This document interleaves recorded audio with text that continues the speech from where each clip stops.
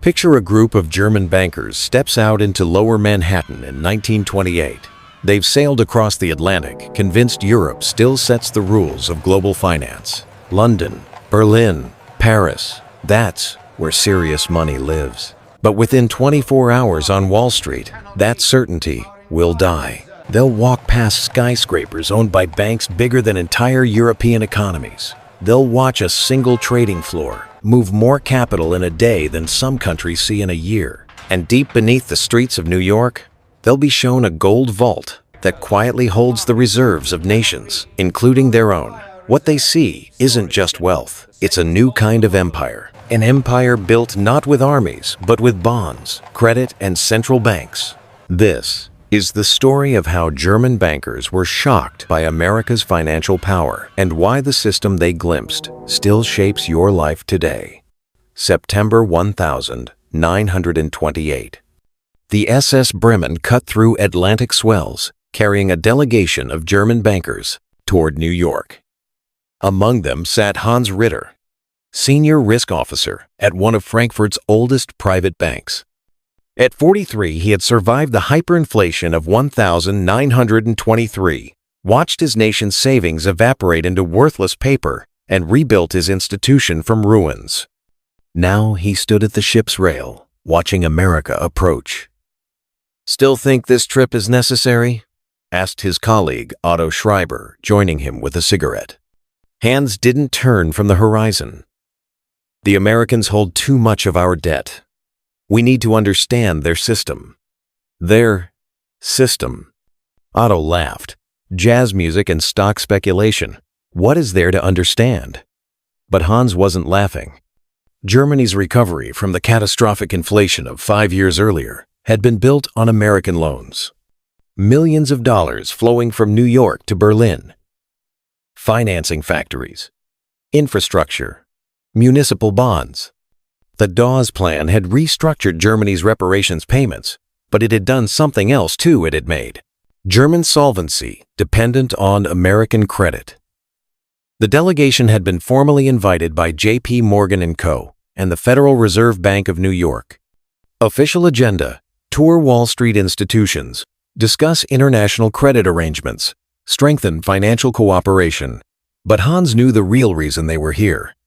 The Americans wanted to bind Europe financially to New York, and the Germans wanted to understand and perhaps resist that binding. "You worry too much, Hans," Otto said, flicking ash into the ocean. "Europe has centuries of banking tradition. The Rothschilds built their empire while America was still colonies. London's been the world's financial center since before Bismarck. New York is just enthusiastic." Hans finally turned to face him. Enthusiasm backed by infinite credit is not something to dismiss. The other members of their delegation shared Otto's confidence. They were men of the old world, trained in the prudent traditions of European banking, gold-backed currencies, conservative lending, careful risk assessment. They viewed America as a necessary partner, yes, but ultimately an unsophisticated one. All energy, no wisdom. Their American hosts had been sending materials ahead of the visit: production statistics, trade numbers, stock market reports. The numbers were impressive, certainly, but numbers on paper meant little. Hans had seen enough propaganda in his life to be skeptical. What he didn't yet grasp was that these weren't propaganda figures. They were conservative estimates. As the ship approached New York Harbor on a clear September morning, Hans got his first glimpse of what he was really dealing with. The skyline rose from the water, like a dream made of steel and stone. The Woolworth Building soared 792 feet into the sky, taller than any structure in Europe. But it wasn't alone. A forest of skyscrapers clustered around Lower Manhattan, each one a monument to capital accumulation. "Architectural vanity," Otto muttered, but his voice lacked conviction. Hans said nothing. He was doing math in his head. Each of those buildings represented millions in construction costs. The steel, the concrete, the engineering, the labor, all financed by banks that had money to burn on prestige projects. This wasn't vanity. This was advertising. This was power. The ship docked at Pier 59. American efficiency hit them immediately. Customs processing that would have taken hours in Hamburg took minutes. Immigration officers who spoke fluent German moved them through checkpoints with systematic precision. Cars waited, engines already running. Their host from Morgan's Bank, a man named Charles Hamilton, greeted them with an easy smile and a firm handshake. "Gentlemen, welcome to New York. I hope you're ready. We have quite the agenda." As their motorcade rolled through Lower Manhattan, Hans pressed his face to the window. Every street was a canyon of commerce. Bank logos glittered on every corner. National City, Bank, Chase National Bank, Guarantee Trust, Bankers Trust. Insurance companies occupied entire buildings. Brokerage houses stacked floors upon floors. And everywhere, movement. Cars choked the streets. Messengers ran between buildings. Telephones rang from open windows. A woman in a business suit walked past carrying a leather briefcase. The energy was overwhelming. This wasn't just a street. Hans would later write in his journal, it was a nervous system for global capital. The first stop was 11 Wall Street, the New York Stock Exchange. Hans had toured the London Stock Exchange years earlier. It was a dignified affair, men in proper suits conducting business with restrained efficiency. He expected something similar here, perhaps louder, more American, but fundamentally the same. He was not prepared. Charles Hamilton led them through marble corridors to a viewing gallery overlooking the trading floor. The noise hit like a physical force. Hundreds of traders shouted orders, waved, hand signals, rushed between trading posts. Chalkboards covered every wall. Stock symbols and prices scrawled and erased and rewritten continuously. Ticker tape machines clattered, spitting out endless streams of transaction data. "Gentlemen," Hamilton said, raising his voice to be heard, "you're looking at approximately 1,200 seats on this floor. On a typical day, we process between 3 and 4 million shares." Hans gripped the railing. "Per day?" "Per day." Hamilton smiled. "Yesterday, we did 4.1 million. That's actually moderate volume. We've hit 6 million on active days." Otto was doing calculations on a pocket notepad. His hand trembled slightly. "The Berlin Exchange? In our best month this year, we averaged 400,000 shares daily. That's respectable," Hamilton said, without any trace of mockery. "Of course, we're dealing with a much larger market. More companies, more capital, more investors, more—" That word kept appearing. More volume, more speed, more money. A bell rang, sharp and clear. The floor erupted in fresh chaos. Hamilton checked his watch. Opening bell. This is when things get interesting. For the next hour, Hans watched billions of dollars change hands. Not metaphorically billions. Real money. Moving through the system at speeds that seemed physically impossible. Orders came in by telephone from across the country, executed in seconds, confirmed by telegram, settled through clearinghouses that processed millions of transactions daily. "The technology is key," Hamilton explained, gesturing to a bank of telephone operators. "We have direct lines to every major city in America. Chicago, Boston, San Francisco, Los Angeles. An investor in Texas can buy or sell New York stocks in real time. The system is integrated." Hans thought about Germany's financial infrastructure, regional banks that barely communicated, telegraph systems still being rebuilt after the war, currency restrictions that limited capital flows. He thought about the months it took to coordinate a major stock offering in Berlin. Here, the future was already running at full speed. After the exchange, Hamilton took them to a side room where a large map dominated one wall. Lines stretched from New York to cities across the globe: Berlin, Paris, London, Buenos Aires, Tokyo, Shanghai. "This represents American capital deployed internationally," Hamilton explained. We're currently the world's largest creditor nation. Our investors hold bonds from 27 countries. We financed everything from German municipal utilities to Japanese railways to Latin American agriculture. He pointed to the thick line connecting New York to Berlin. Germany alone has absorbed roughly $1.2 billion in American loans since 1924. That's funded your industrial recovery, stabilized your currency, modernized your infrastructure. The number hung in the air, $1.2 billion. Hans knew the figure, of course, but seeing it represented on this map, as one line among dozens, put it in a different context.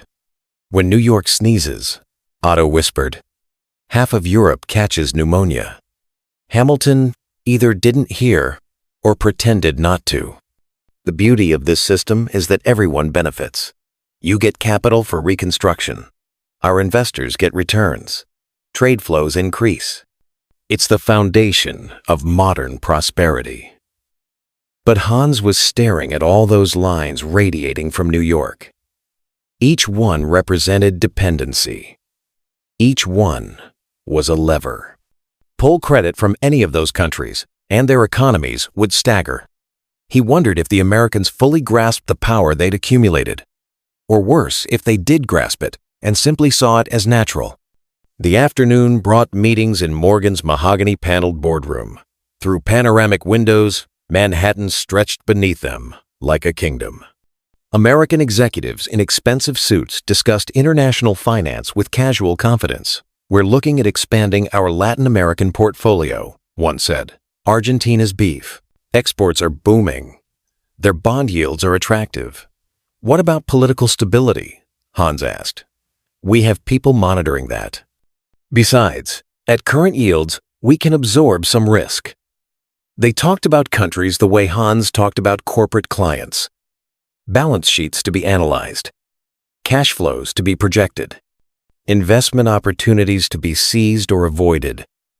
But these weren't companies, they were nations. Millions of people whose futures were being discussed over coffee and pastries. Hans asked about sustainability. These lending levels, can they continue? What if European economies slow? What if your own market corrects? The Americans exchanged glances. One leaned forward, speaking with the patience of a teacher addressing a confused student. Mr. Ritter, the American economy has been growing continuously for nearly a decade. Our productivity increases every year. We've mastered industrial production, agricultural output, technological innovation. The growth isn't speculation, it's real. And as long as the world wants American goods and American capital, the flow continues. It was a seductive logic, and it might even be true for now. Later, as they drove through Manhattan's financial district, Hans watched prosperity on parade, luxury hotels with marble lobbies, private clubs with doormen in uniform, townhouses that cost more than most German companies earned in a year. Their guide pointed out landmarks with evident pride. That's the Metropolitan Club. Some of the most powerful men in American finance are members. That building there? Home to 3 different investment trusts. And that's the Knickerbocker Club, oldest in the city. Otto nudged Hans. Notice something? What? No war damage. No reconstruction. No gaps in the skyline from bombing. Otto's voice was quiet. They got rich while we bled. It was true. America had entered the war late, fought for less than 2 years, and suffered relatively minimal damage to its homeland. While Europe exhausted itself in trenches, American factories churned out weapons and supplies paid for by European loans. Then, when it was over, America's intact industrial base made it the world's creditor. Victory through geography and timing. Power through preservation. Hans was beginning to understand that American financial supremacy wasn't just about smart banking. It was about being the last man standing while everyone else destroyed themselves. That evening, back in his hotel room, Hans opened his journal and wrote by lamplight. They speak of free markets and natural growth. But what I see is a system that survived by distance, profited from others' destruction, and now holds the debt of half the world. Is this brilliance, or simply fortune backed by ruthlessness? He didn't have an answer. Not yet. The next morning brought the revelation that would haunt Hans for the rest of his life. Permitted to witness. We're taking you to the vault. They descended beneath the Federal Reserve Bank of New York, down into the bedrock of Manhattan. The elevator shaft cut through solid rock, dropping 80 feet below street level. Steel doors 3 feet thick opened before them, each one requiring 2 guards with separate keys to unlock. The air grew cooler, drier, controlled by systems that regulated temperature and humidity with precision. And then they entered the gold vault. Hans stopped breathing. The chamber stretched the length of a city block, carved from Manhattan schist, the ancient bedrock that gave New York skyscrapers their foundation. Cage after cage lined the walls, each one holding stacks of gold bars. 400-ounce bricks of pure gold, arranged in neat rows that caught the electric light. Each bar worth roughly $8,000, each cage containing millions. The silence was profound. No natural sound penetrated this deep. Only the hum of ventilation systems and the echo of their footsteps on concrete floors. Currently, their guide explained, his voice reverent in the stillness, we hold approximately $2.5 billion in gold in this facility. That's roughly 40% of the world's monetary gold supply. These bars you see represent the combined reserves of 24 nations. Hans did the math instinctively. Germany's entire gold reserve was approximately 500 million marks, perhaps $120 million at current exchange rates. This single vault beneath New York held 20 times Germany's entire national treasure. Otto's voice was barely a whisper. My God. The guide continued his explanation with bureaucratic efficiency. These cages don't all belong to us, of course. Foreign central banks store gold here for trade settlement and safekeeping. Each nation has its own designated compartment. The gold never leaves this facility during normal trade operations. We simply move it from one cage to another to settle accounts. He gestured toward a cage marked with a numerical code. That, for instance, contains gold belonging to the Reichsbank. Approximately 47 million in gold marks, transferred here in 1926 as part of the Dawes Plan stabilization effort, German gold, sitting under American soil, protected by American guards. Subject to American access, Hans stepped closer to the cage, staring at bars stamped with the German eagle. His nation's wealth, the backing for its currency, the foundation of its economic sovereignty, stored in a foreign vault 5,000 miles from Berlin. Why? Hans asked, though he already suspected the answer. Why not keep it in Germany? Practicality, the guide answered smoothly. When you settle international trades, it's easier to have gold stored centrally. Rather than shipping bars across the Atlantic every time accounts need to be balanced, we simply move gold from one cage to another, right here. It saves time, reduces risk, eliminates transportation costs. It's more efficient. Efficient. That word. Again. But Hans saw the deeper truth. Whoever holds the gold physically has leverage over those who claim it on paper. Legal ownership meant nothing if you couldn't physically access your assets. In a crisis, in a war, in any moment when legal niceties break down, physical possession means everything. What about security? Otto asked. What prevents complications? The guide smiled. The Federal Reserve Bank of New York is the most secure facility in the world. We have guards on every level, vault doors that can withstand any known explosive, and protocols that require multiple authorizations for any gold movement. Your gold is safer here than anywhere else on Earth. Safe from thieves, perhaps, but safe from American policy decisions? Hans wasn't so sure. They spent another 30 minutes in the vault, watching as workers moved gold bars from one cage to another. settling trades between nations, with the casual efficiency of clerks filing papers. France to England, England to Italy, Italy to the United States, each movement representing millions in international obligations handled with industrial precision. America wasn't just storing the world's gold. America controlled it, managed it, could access it, delay its movement, monitor every transaction. This wasn't a neutral warehouse. This was the central nervous system of the global gold standard, and it lived in New York. That afternoon brought private meetings at the Federal Reserve Bank of New York, in conference rooms even more austere than the gold vault. The delegation sat across from American central bankers in a wood-paneled room decorated with portraits of past governors. Benjamin Strong Jr., the current governor, had sent his regrets. He was ill with tuberculosis, but his deputies ran the meeting with practiced efficiency. The conversation was technical. At first, interest rates, currency stabilization, international credit flows. Charts showed the movement of gold, the volume of credit, the stability of various currencies. The Americans presented their data with the confidence of men who had mastered their domain. But Hans noticed something beneath the technical language. These men spoke casually about decisions that would reshape nations. A change in the discount rate here. A strategic loan there. Coordination with the Bank of England on exchange rates. Support for a struggling European currency or the withdrawal of that support. The key to modern central banking, one official explained, is cooperation. The gold standard theoretically provides automatic adjustment mechanisms, but in practice, markets can be volatile, irrational. Our job is to smooth those volatilities.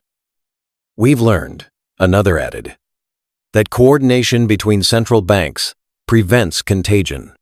When Britain faced pressure on the pound in 1925, after Churchill's decision to return to the gold standard at pre-war parity, we worked together to stabilize it. When the French franc came under attack in 1926, we provided support. When your own Reichsmark needed stabilization in 1924, American credits made it possible. Hans leaned forward. But who decides? Who determines which currencies get support and which don't? A pause. The Americans exchanged glances. The senior official chose his words carefully. There are consultations. We assess economic fundamentals, political stability, the broader implications for the international system. We look at whether a country is following sound policies, whether its government is responsible, whether support would stabilize or merely delay inevitable adjustment. It's not arbitrary, but it wasn't democratic either. A handful of men, in quiet rooms, making decisions that affected millions. Markets looked free. Currencies seemed to float on natural forces. But underneath, there was management, intervention, control. The gold standard is supposed to be automatic, Hans pressed, unable to let it go. Gold flows to countries with trade, surpluses, flows away from countries with deficits, supply and demand, natural adjustment. But if central banks coordinate their policies, lend to each other, manipulate interest rates to affect gold flows, isn't that manipulation of the mechanism? Another pause. Then a thin smile from the senior official. Mr. Ritter, the gold standard works beautifully in theory. In practice, pure automaticity can be brutally destructive. A country losing gold might be forced to contract its economy so severely that you get mass unemployment, bank failures, political chaos.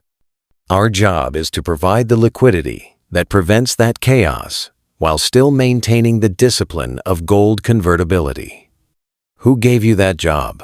Hans asked quietly. The room went very still. The market did, the American finally answered.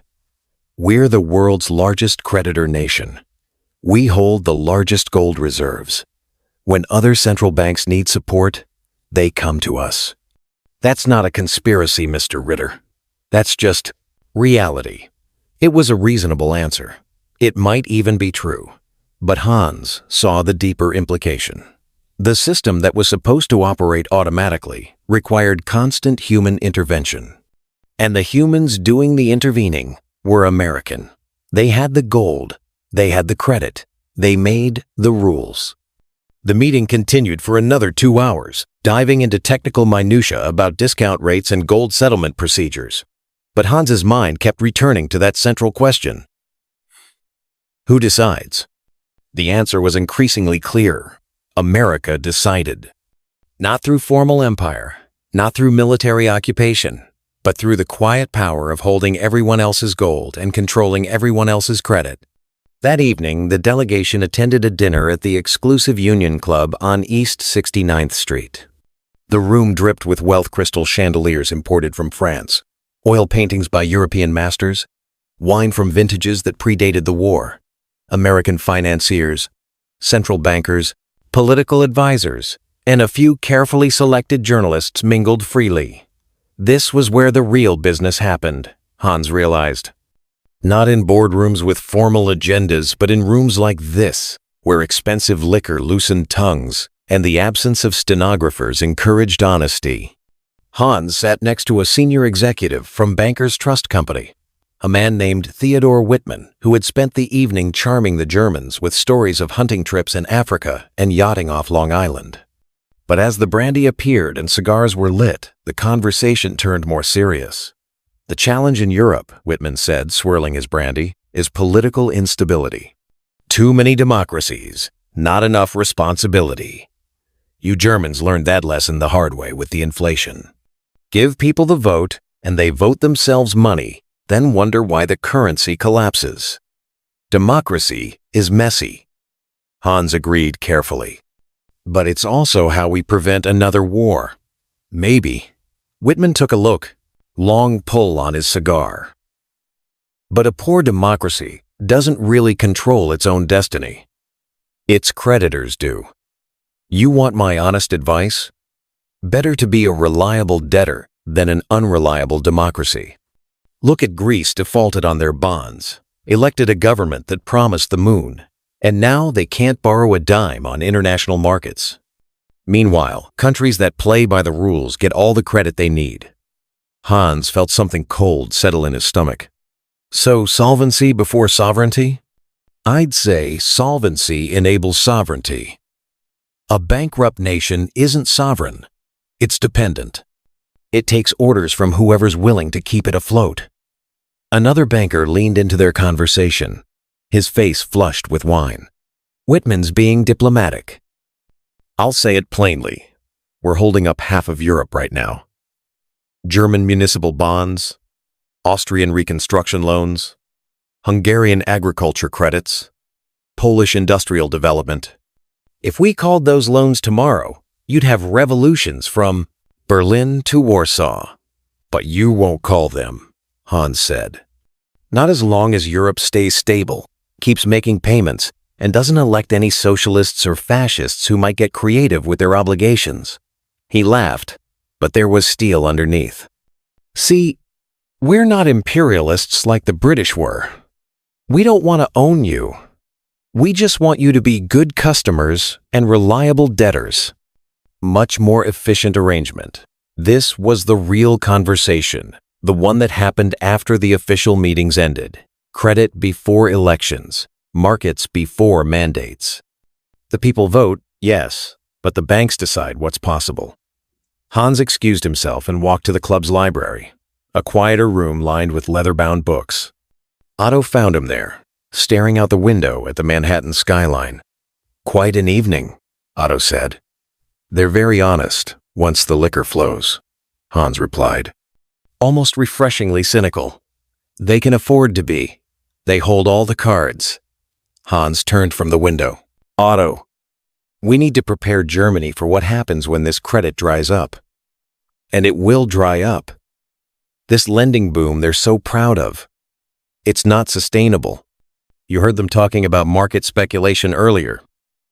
Everyone borrowing to invest, expecting prices to keep rising forever. That's not investment. That's gambling. You worry too much, Hans. Someone needs to.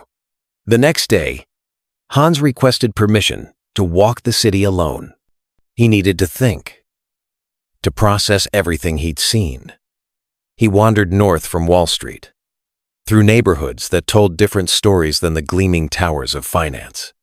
He found soup kitchens in Hell's Kitchen, bread lines in the Bowery, workers protesting outside a closed textile factory, their signs demanding jobs, a woman holding a baby, asking passers-by for spare change, two men in threadbare coats warming their hands over a trash fire. These people weren't sharing in the prosperity blazing from Wall Street's windows. Hans entered a small diner and ordered coffee. The owner, a Greek immigrant named Stavros, struck up a conversation. "You're German? Welcome to America, land of opportunity." Stavros laughed, but it was bitter. "You see those men outside? 5 years ago they had jobs at good wages. Now the factories move south for cheaper labor, or they bring in machines that do the work of 10 men. Progress, they call it. Progress. But the economy is booming," Hans said. "Everywhere I look, I see wealth. For some, the big boys on Wall Street, sure, they're doing great, playing the market, buying on margin, making paper fortunes. But working people? We're treading water. Wages flat, prices rising, and if you complain, they tell you to invest in stocks." Stavros shook his head. "Invest with what?" "I'm barely covering rent." Hans sat on a bench in a small park, watching the city move around him. Limousines passed homeless men. The stock market set records while families went hungry. The same system creating those towering skyscrapers was creating these breadlines too. And suddenly he saw it. The whole mechanism laid bare. Credit flowed from the center to those who already had wealth. Stock speculation enriched those with capital to invest. The boom created fortunes at the top, but it also created fragility everywhere. Leverage upon leverage upon leverage. Everyone borrowing to buy stocks. That only went up because everyone was borrowing to buy stocks. The corporate profits weren't coming from revolutionary productivity gains. They were coming from financial engineering mergers, holding companies, stock manipulation. The new wealth wasn't creating prosperity for working people.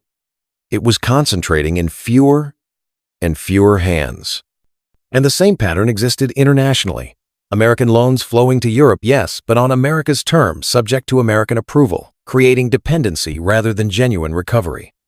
This wasn't sustainable. It was a bubble wrapped around a casino built on a fault line. And when it burst, and it would burst, history promised that much the people standing in these breadlines would be crushed, while the men in those mahogany boardrooms would find a way to survive. They always did.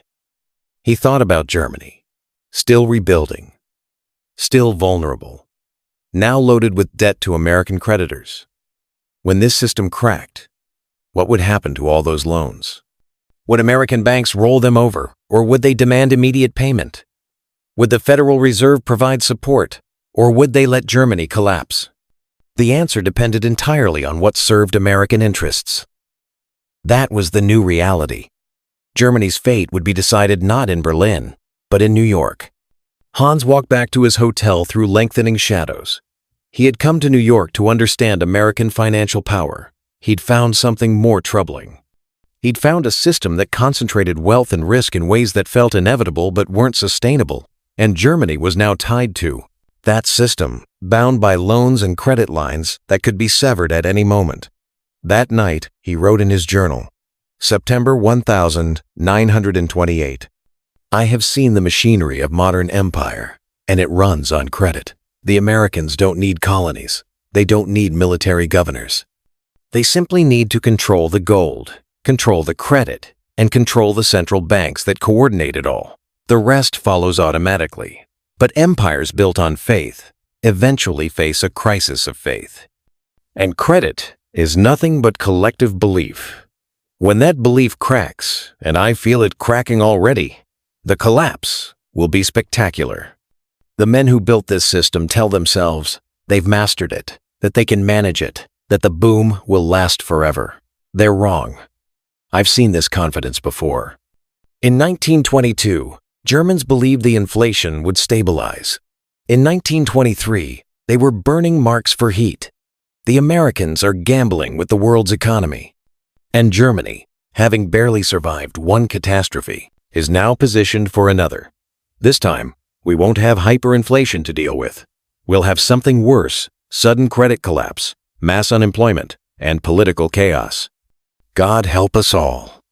Hans's final day in New York took him to a brokerage office in Midtown. It was a revelation of a different kind. The office buzzed with activity. Secretaries traded stocks between answering phones. A doorman discussed his portfolio with a clerk. A taxi driver stood at the counter, investing his week's tips. The walls displayed charts showing markets climbing steadily upward. No corrections, no dips, just endless growth. "Everyone's in the market," the broker explained cheerfully. "You'd be a fool not to be. Look at these returns: 15, 20, 30% annually. And with margin buying, you can multiply your gains." "Margin buying?" Hans asked. "Sure, you put up 10%. We loan you the other 90. So if you have $1,000, you can control $10,000 worth of stocks. When prices go up, and they always go up, you make 10 times the profit." Hans felt sick. "And if prices go down?" The broker laughed. "They don't. Haven't you been paying attention?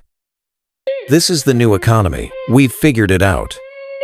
Hans had heard this kind of confidence before. In 1922, before the Great Inflation, German investors said the same thing. They had also figured it out, right up until the moment they hadn't. That evening, the delegation gathered for their final meeting. Hans stood before his colleagues in their hotel suite. "We need to be cautious," he said. "The system here is overextended. Too much leverage, too much speculation, too much faith in perpetual growth. When it breaks, if it breaks," Otto interrupted. "When it breaks," Hans insisted, "German banks cannot be caught holding American securities. We need to reduce our exposure, carefully and quietly." The others exchanged glances. The senior member of their delegation, an old Berlin banking house representative, spoke up. "Hans, you're being paranoid. America is the future. We can't afford to be left behind. Our industrial recovery depends on American loans. Our exports depend on American markets. Pulling back now would be financial suicide. Staying fully exposed would be worse." But he lost the argument. The delegation would recommend continued cooperation, deeper ties, more American loans flowing to Germany. Hans was outvoted, dismissed as cautious to the point of cowardice. On the ship home, he stood at the same rail where the journey had begun, but now he knew what he was leaving behind: an empire built not on colonies or armies, but on credit and gold and central bank coordination. A system that could lift nations or destroy them with the stroke of a pen. He thought about writing a report, a warning, something that might prepare Germany for what was coming. But who would listen? Everyone wanted to believe in endless prosperity. So he wrote in his journal instead, "September 1928. I have seen the future, and it terrifies me. America has built a financial machine of staggering power, powerful enough to fund the world, and powerful enough to starve it. They control the credit. They hold the gold. They coordinate the central banks. And they do it all while calling it free markets. When this machine breaks, and it will break because all machines built on faith eventually break, the destruction will be global. And Germany, tied to American credit like a drowning man to an anchor, will go down with it." 13 months later, October 24th, 1929, Black Thursday. The New York Stock Exchange opened to chaos. Overnight, confidence evaporated, margin calls cascaded, brokers sold everything to cover loans. The mechanical rising tide reversed with terrifying speed. In one day, the market lost 11% of its value. Banks failed. Brokerage houses collapsed. Fortunes built on leverage vanished. Those secretaries and taxi drivers who invested, their savings wiped out. The companies that had borrowed millions for expansion, bankrupt. And then the contagion spread. American banks, desperate for liquidity, called in foreign loans. Credit that had flowed to Europe for 5 years suddenly dried up. German companies that depended on American financing found themselves stranded. Municipal bonds went unpaid. Infrastructure projects halted mid-construction. The circular flow broke. America had loaned money to Germany. Germany paid reparations to France and Britain. France and Britain paid war debts to America. Round and round the money went. But when American credit stopped, the entire circle collapsed. By 1931, Germany was in crisis again. Banks failed. Unemployment exploded. Political extremism flourished in the economic ruins. The fragile democracy that had been built on American loans started cracking. Hans Ritter, watching from Frankfurt as his worst predictions came true, felt no satisfaction, only dread. The depression that followed was global, devastating, and ultimately set the stage for another war. The financial system Hans had witnessed in its triumphant moment had cannibalized itself. All that leverage, all that speculation, all that faith in perpetual growth, it collapsed into breadlines, bank runs, and political chaos. But here's what Hans didn't live long enough to fully understand.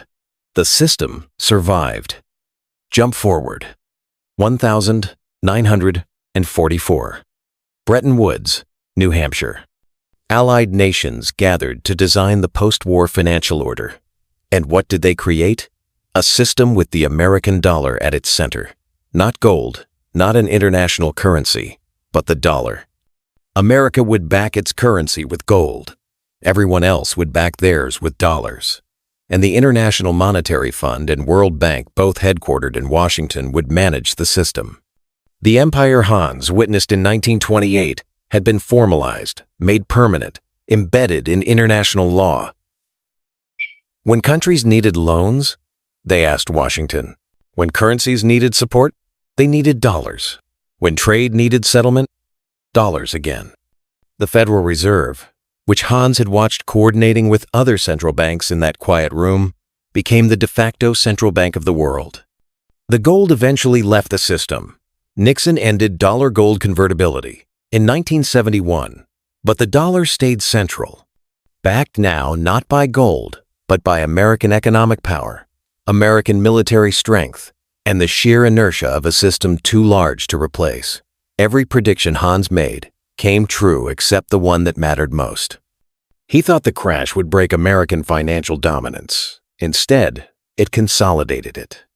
So here's the question.